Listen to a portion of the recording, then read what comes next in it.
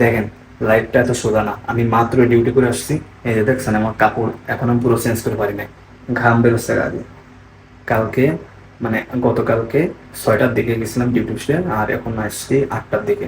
So আমার রুমের অবস্থা দেখেন। আমি এইগুলো আমার এখন গোছাইতে হবে, সব কিভাবে পড়ে আছে এইগুলো আমার এখন গুছাইতে হবে। ইভেন আমার কাপড় পরিষ্কার করতে হবে, কাপড় কাচতে হবে, তারপরে আমার রান্না করতে হবে, খেতে হবে, তারপরে আমার ঘুমোতে হবে। মাত্র 6 ঘন্টা আমি হয়তো বা ঘুমোর টাইম পাবো। 6 ঘন্টা পরে ঘুমের তুলে বাড়িতে যদি মন চাই কথা বললাম, আর নাহলে না বললাম। আসলে ভাই বিদেশ এইটাই, আমরা যে আপনজনদের বিদেশ নিয়ে আসতে চাই না, আসলে এই কারণে দেন কি কষ্ট। এটা আসলে বিদেশ কষ্ট ভাই। আপনি টাকা ইনকাম করতে গেলে আপনাকে কষ্ট করতে হবে। আসলে এই কথাগুলো আমি বলতে চাই না, দেশের কিছু মানুষ মনে করে যে প্রবাসে যাই ভুলে গেছি, মানে লক্ষ লক্ষ টাকা কামাচ্ছি, তাদের ফোন দিতে পারতেছি না। আসলে আপনারা হাকিকত বোঝেন না, মানে কি হচ্ছে তার সাথে আপনারা এই জিনিসটা কখনো রিয়েলাইজই করতে পারেন না।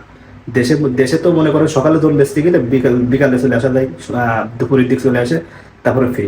আরে ভাই এখানে এসে আমার নিজের রান্না নিজের করতে হবে, নিজের কাপড় চোপড় নিজের পরিষ্কার করতে হবে। ইভেন দেখেন এই রুমটা নিজের সবসময় গোছায় রাখতে হবে।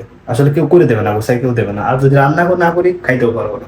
তাহলে বিদেশটা কষ্টে ভাইবে চিন্তে আসবেন। আর আমার রিলেটিভ ভিতরে যদি কারোর দেখে থাকেন এই ভিডিওটা, তো অবশ্যই তারা আপনারা একটু বুঝতে পারবেন হয়তো বা ভিডিওটা দেখে, কন্ডিশনটা দেখে, যে প্রবাসে যারা থাকে অবশ্যই সবসময় তারা বিজি থাকে, হয়তো এই জন্য গোয়াল দিতে পারে না। আপনাদের আমি কি কি কাজ করবো এটা আমি এখন আপনাদের আমি দেখাচ্ছি। কাপড় পরিষ্কার করবো, গোসল করতে হবে, সবকিছু আপনাদের এখন দেখাচ্ছি।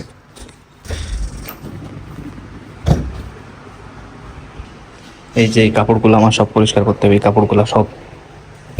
এই যে আমি অলরেডি ঢুকছি, দেখেন এক বালতি, এক বালতি পুরো, এক বালতি। এখন আমার এই পুরো কাপড়গুলো কাচতে হবে, কাচার পরে তারপর আমার গোসল করতে হবে, তারপর ঘুমাতে হবে। এখন বাজে অলরেডি 9টা, মানে সকাল 9টা বাজে। বুঝতে পারছেন, সকাল 9টা বাজে। আমাকে 10টা 11টার ভিতরে সবকিছু করে ঘুমাইতে হবে। আবার সন্ধ্যা 7টার দিকে আমাকে ডিউটি যেতে হবে। সরেন আপনাদের এখন দেখায় আমি কিভাবে রান্না করতেছি। হ্যাঁ, এই কাজগুলো বললাম, এখন আবার আমাকে রান্না করতে হবে। চলো, এই যে রান্না করে চলে আসছি। এখন যদি আপনাদের দেখাই, দেখেন আমি ডিউটি করে আসলাম এই মাত্র। এই যে এগুলো সব কিভাবে ছাড়ানো নষ্ট আছে, আসলে একসাথে রুমে থাকলে এরকম হয়। এই যে আমার এখন রান্না করতে আছে, এখন এই যে ডালটা রান্না করব, ডাউল, আর হয়তো বা ডিম একটা বেজে খেয়ে আমি ঘুমিয়ে পড়বো। ওরকম বিকালেও হয়তো বা এরকম কিছু একটা খেয়ে খেয়ে আমাকে ঘুমিয়ে পড়তে হবে। আসলে কিছু করার না ভাই, প্রবাসে টাইম যদি হয় আমরা সপ্তাহে শনিবার রবিবার তখন একটু ভালো মন্দ খাওয়ার সময় পাই, এছাড়া আসলে তেমন একটা পাই না। দেখেন আবার এই রুমটা পরিষ্কার করতে হবে। বুঝতে পারছেন কি একটা অবস্থা। ওইখানে নাইকেল খেয়ে ফেলে রাখছিলাম, আসলে ওইভাবে করা হয় না। রুমটা আমার পরিষ্কার করতে হবে। এই জন্যই প্রবাসটা আসলে কষ্ট, ভেবে চিন্তে আসবেন। আর আমার রিলেটিভ যারা, আমি বরাবর মতন বলি, অবশ্যই আপনারা এই ভিডিওগুলো দেখলে একটু রিয়েলাইজ করবেন যে প্রবাসটা আসলে কেমন। আসলে আজকে অন্য দিনের তুলনায় আমার একটু দেরি হয়ে গেছে। আসলে এতটা দেরিও হয় না, আজকে একটু বেশি দেরি হয়ে গেছে। কারণ অন্য দিনের তুলনায় আজকে একটু ওটি ছিল, 1.5 ঘন্টা, বেশি না, এক্সট্রা ছিল 1.5 ঘন্টা। সো এটা আমি করে আসার পরে এখন আমার রুমের ভিতরে এই কাজগুলো ভাই করতে হয়েছে। এখন গোসল করছি, চুলো ভিজা, এখন দ্রুত শুকানোর একটা ব্যবস্থা করতেছি। আসলে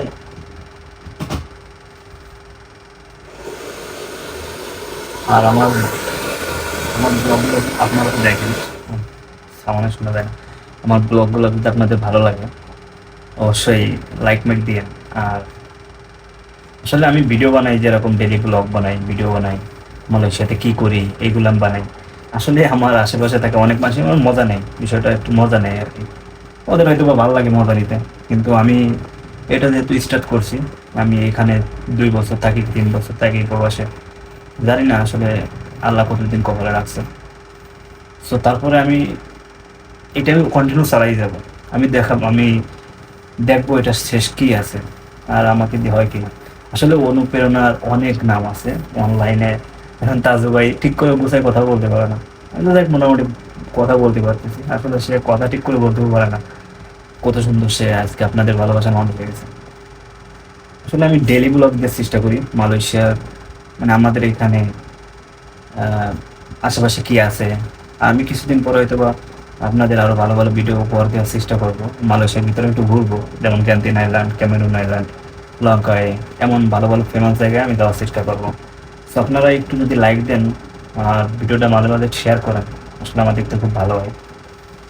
সো আজকের ব্লগটা আমি এখানে শেষ করতেছি। আপনারা সবাই অবশ্যই ভালো থাকবেন। আর আমার এই ব্লগটা এখন পর্যন্ত যারা দেখতেছেন, আপনাদের জন্য গিফট থাকবে। আপনারা একটা কমেন্ট করবেন, আমি অবশ্যই আপনাদের একটা গিফট করব। এখন পর্যন্ত যারা ভিডিওটা দেখতেছেন, কারণ ভিডিওটা অলরেডি 4 মিনিট 5 মিনিট আগে হয়ে গেছে, শেষ হয়ে গেছে। এখন পর্যন্ত যারা ভিডিও দেখতেছেন অবশ্যই একটা কমেন্ট করবেন।